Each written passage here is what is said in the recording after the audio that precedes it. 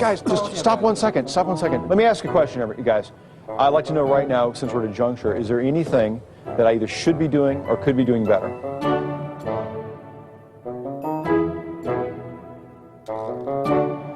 Mr. Trump would absolutely never turn to his employees and go, "Do you think I'm good enough? Do you think I'm smart enough? People like me? Are you joking? Get some balls."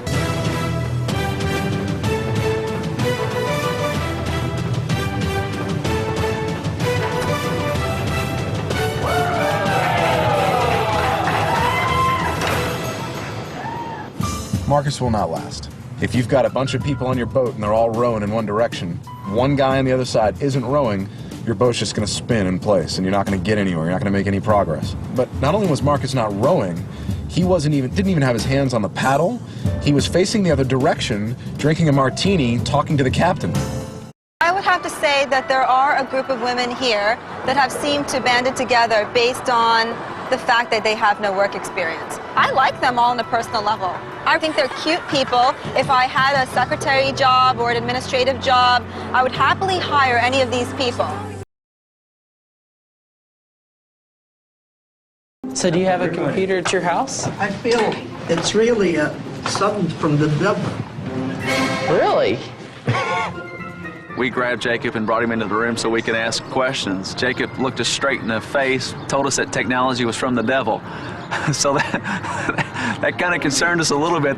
Mr. Trump, this is a very, very hard decision for me to make. But I have to go with my gut and I have to go with my integrity. Who are you going to bring in? I'm going to bring Jennifer M. and Jennifer W., please, Mr. Trump. You've put yourself in a very bad position, in my opinion. I appreciate that. But I intend to maintain my integrity. I believe in Toral. I believe in her abilities. And as a result, I am incapable of bringing her in here. Whether or not that leads to my defeat. Which it might. Which it might. It very well could. But there's something I will never put on the line. And that is my integrity. And I will not allow that to be set aside in order for one short-term gain. This one. I'm a genie in a blizzard, baby, and fun is what I'm about. If you want to taste delicious wishes, just come and let me out. Oh my God! Oh my God! So right. Holy cow! Delicious wishes. I'm the DQ Blizzard Genie, and sweet taste is what I'm about. I want to grant delicious wishes, so come and let me out. Oh man!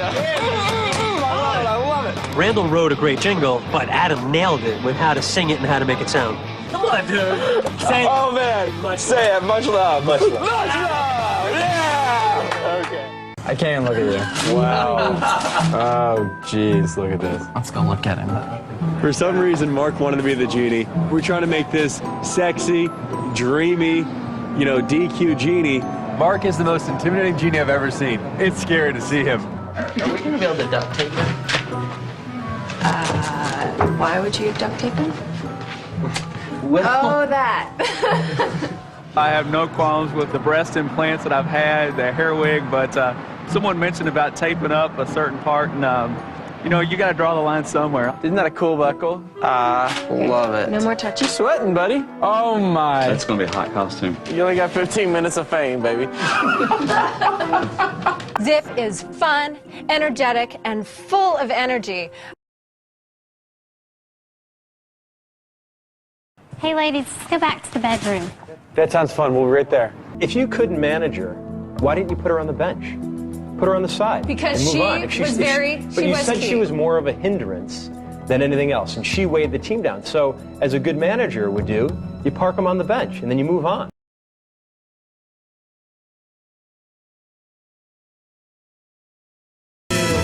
Ladies, if you see us in the club, freaking, join in.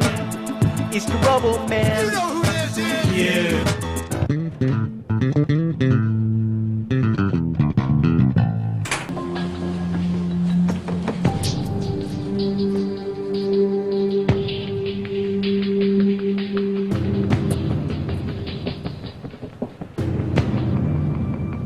Well, good morning.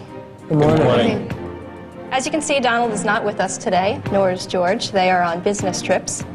Donald is on the West Coast inspecting Trump National Golf Club, Los Angeles. But that doesn't mean we stop working. What it does mean is that I'm in charge today. So that seat looks pretty good. How do I look? You look pretty good over there. Nice. I think I like this. Any of you get seasick? Do it over the side of the boat. If you go inside, it's only going to get worse. Believe me when I say that, it will only get worse. For sure. I wasn't too excited at first. I was like, I don't like fishing. I know how to fish. I hate fishing. Jennifer, I think you're a bright woman, but on this task you did let me down. Josh, I think you were a very, very ineffective leader. Your decision-making was absolutely terrible. James, you built a batting cage. You took up all the space. Mark, this is a sales task. You didn't sell a single thing. And again, in this boardroom, we've never had a team lose so badly. You're all fired. All 4 are fired.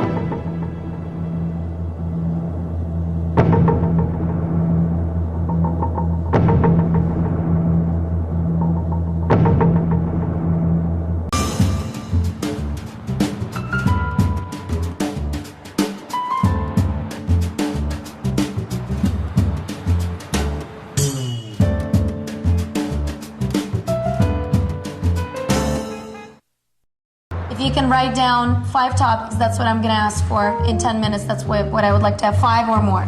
Okay, Marcus? I hear you. So let's start writing. Well, I'm going to do it a little bit differently. I'm just going to pitch you guys on what my thoughts are, okay?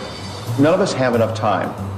It's easy to say, gee, time is what it is, and let's not think about it, but it really is, it is what meaning you give it. And then start talking about how those two things can end up in results. I'm done.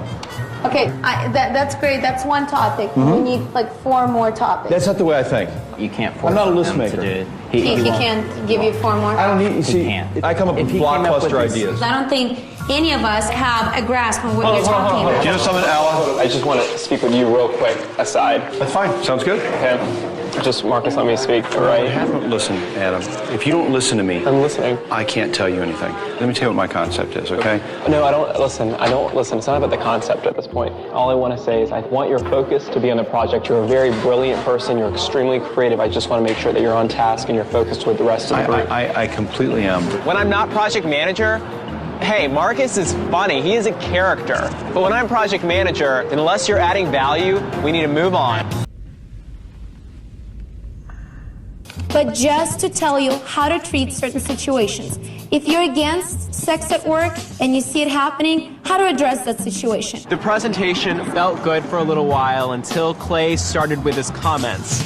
You know, maybe I saw this amazing guy that came into work one day and I was like, oh my God, look at his ass. You know, and there you are, and you want to talk about it, but you can't. I had an employer once who liked to come up and slap me on the ass and just tell me, hey boy, you're doing a good job. I'm actually gay. I don't have a problem saying that. You know, if you are gay, you have the same problems, and sometimes you have even more because you don't get the respect. Clay was the king of awkward moments during this presentation. Speaking about first dates, you know what's great about dinner is that you have great conversation, but I have to feel really comfortable with the person, and I also have to be willing to spend the money. But remember, he's the shy, tight Jewish boy.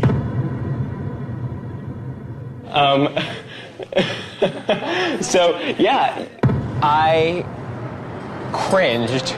Basically, Clay called me a tight-ass Jew. I'm not sure if word for word that was exactly what he said, but Jew and somewhere tight-ass in there, and implying that Jews are cheap. Whoa, whoa, what have we here? Well, you're not the only one who dresses in tuxedos to go out. I have a dinner at Trump National Golf Club this evening. Very nice, beautiful dress. Thank you. Don't talk to me.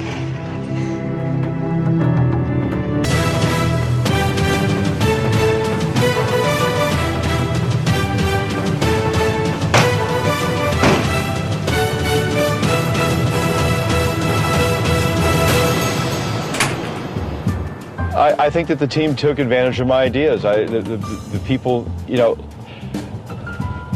see how to say it.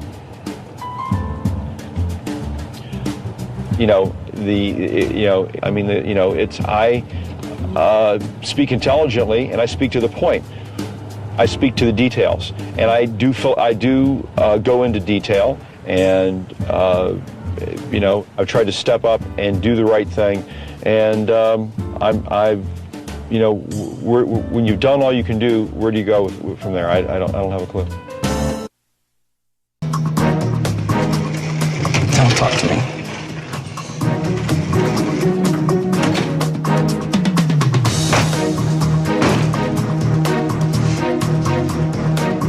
You should have seen how proud he is when he walked in looking at us like, deal with me.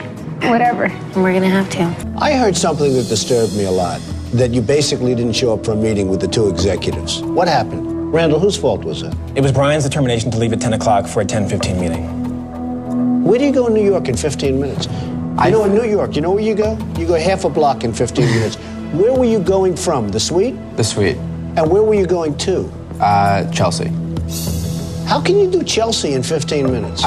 If you travel at midnight, okay, where there aren't that many cars on the street, you can't do from Midtown to Chelsea in 15 minutes. You're absolutely right, Mr. Trump. Are you from New York? I am from New York. Where are you from? Murray Hill. Murray Hill? Yeah, in New So York. you're from Manhattan? Manhattan. You live in Murray Hill? And you don't know that you need 45 minutes to an hour to get there? How could you say, I'm going to meet the top executives, people that are going to determine your fate, and now you're talking about in the middle of the day in traffic? And traffic was brutal, too. No, it didn't matter. If there was no traffic, you couldn't have made it. Do you want to go home to Murray Hill? No, I don't. You know what? It's only 30 blocks up the road. You were late, and you were late for the wrong reasons. You live in Manhattan, and you didn't really meet the executives, and you didn't know what they wanted. Brian, you're fired. You also, Marshawn, you're fired. I hate how you let your team down. I used to be in radio, you know that. Did you used to be in radio? I owned radio stations. We had one of the first hard rock stations. The first time we played hard rock, my partner asked me, what do you think of the music? I said, I think it's terrible.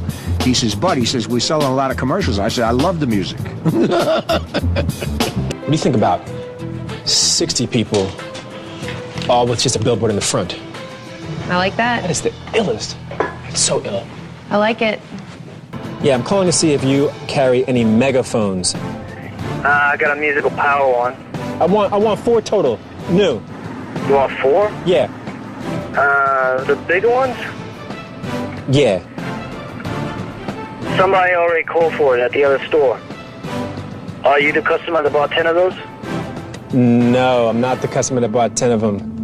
Ask him if the 10 is on hold for Felicia, Ala, or Capital Edge. One more question. For the 10, do you know if that was one of my colleagues who reserved those? Do you know the name of the person? I don't know. There was some guy, and I was told he was going to buy 10 of them. I don't know. I thought it was you. Adam? Is his name Adam? Do you know his name? I don't know. We found out that Radio Shack had spent their entire day pulling every single megaphone in New York City together to one Radio Shack location so that Capital Edge could purchase 10 of them. You don't know what time? Okay, you don't know what time they were coming by, do you? I don't know. We weren't looking for information on Capital Edge. We happened upon it. Do you think we should go over there and buy the big ones right now? It's not that far away. Let's go. Okay.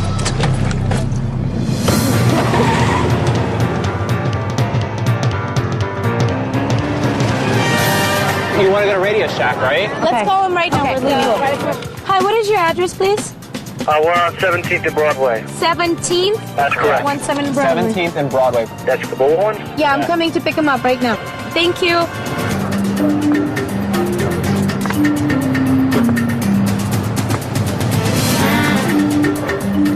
Hi.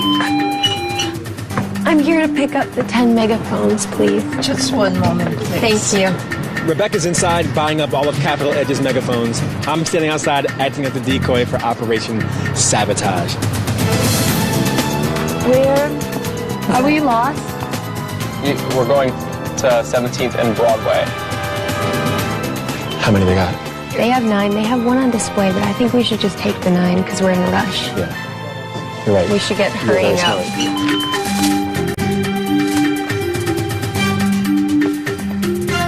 There was a Radio Shack back there. It was beautiful. We basically purchased every single megaphone that they had in Manhattan. Thanks, guys. every megaphone. Hi, this is Ala. I'm coming to pick up those bullhorns. You have them ready? Did you pick them up a while ago? No, we haven't been there. We're on our way there right now. Somebody just called and said, yeah, I'm coming for those bullhorns. No, those were ours. How many did you sell them? 9. What? What did they look like? What did they look like? One had crutches. No. On crutches. That was Rebecca. Wow. Can't blame them.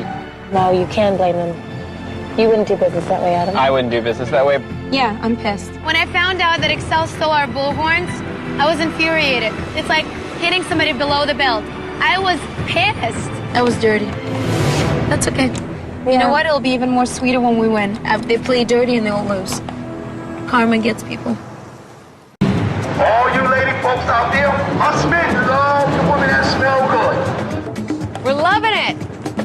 There was this one particular brother who had a lot of charisma, a lot of energy, and it made just complete sense to have him in the passenger seat of our main van. No shipping and handling costs, no credit card costs, no nothing costs. Keep your paycheck in your pocket right there in the red and black. Dial that. You got it, brother?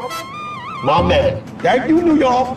Sound alarm. A free bottle of perfume from Shania Twain. And make your woman feel like a woman and make yourself be happy. I know I got mine. The truth is, I can't remember the last time I rode a horse. And I'm giving a horse Galloway, who I'm told is a very laid-back horse who doesn't cause a lot of problems because I am not the horseback rider. Oh, don't let him turn around. Oh, we gotta go, ooh. Oh, ooh. No. Thank you. Stop, pull back. Pull back. I'm pulling back. And then pull on the left rein. Ooh, Galloway. Why are you going in circles? Randall's horse would not get with the program. For some reason, his horse just wanted to kind of roam around in circles while Shania and I were way down the trail. I think I was 7 years old when I last rode a horse. Nice and easy. Nice and easy. I think Adam's biggest problem is that he doesn't have experience and he doesn't know how to handle this. You can circumvent that problem with a little time, right? A lot of time, sir. Okay, think about it like you have to get these files. If you don't get the files for the presentation, you're totally screwed. Okay, action. Hey, it's Jeff. I need you to send me those files for the meeting tomorrow. Okay, stop. Just something to convey that you're in charge here. Let's roll. It's Jeff. I absolutely need those files for the meeting tomorrow. Stop. Just start off from the beginning, a little more urgent, and roll. All right, I need these like 5 minutes ago, so just let me know when you get them. Stop. That's enough. Rebecca, speak with you for 5 seconds. Sure. Do you feel like he brought the right kind of energy? No. If our actor is stiff, then people are going to look at him like blah. And then they're not going to have any response to him as a compelling representative of the pain that they should be feeling. I got to see my wife. So we're going to start at the entrance. Yep. The thing we've got first is we've got purple carpet, roped off with purple velvet rope stands if possible. The thing that we're focusing on is ambiance and decor of this event. I can't believe I said decor. I'm such a... Anyway. Purple is Yahoo, and Yahoo is purple. So purple and white are their colors, and purple and white is what they're going to see when they walk through this door. We also need to pick the fabric for the ottoman. You might think I'm nuts. I like this one personally. Shimmy, it's like, I know I just said shimmy. Totally girly. But could we do like a purple and white version of this? Yeah. It's good. Chris is creative. He's a former NFL lineman talking about shimmer, velvets, purples. Total surprise to me, but it really tells you how much of a player he is. He's willing to do any and everything to make sure this is a successful event. What do you think of this? Have little tiny bud vases with purple and white marbles only. And glitter around the edges. You're a genius, Chris.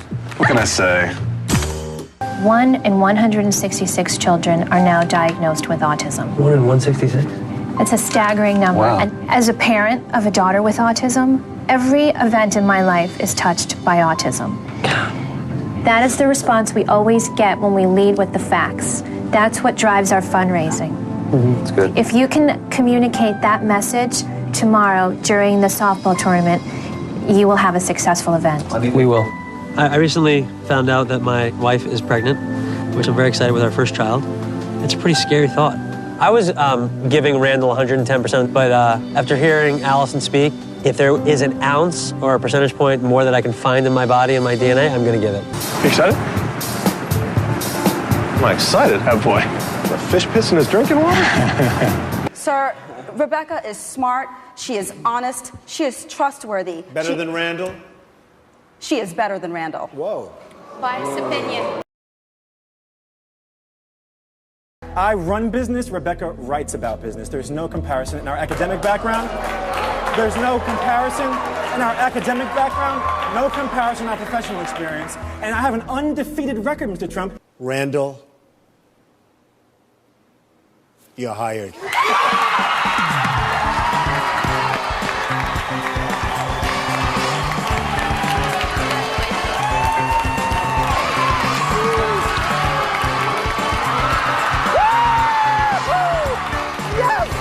I firmly believe that this is the Apprentice, that there is one and only one apprentice. And if we're going to hire someone tonight, it should be one.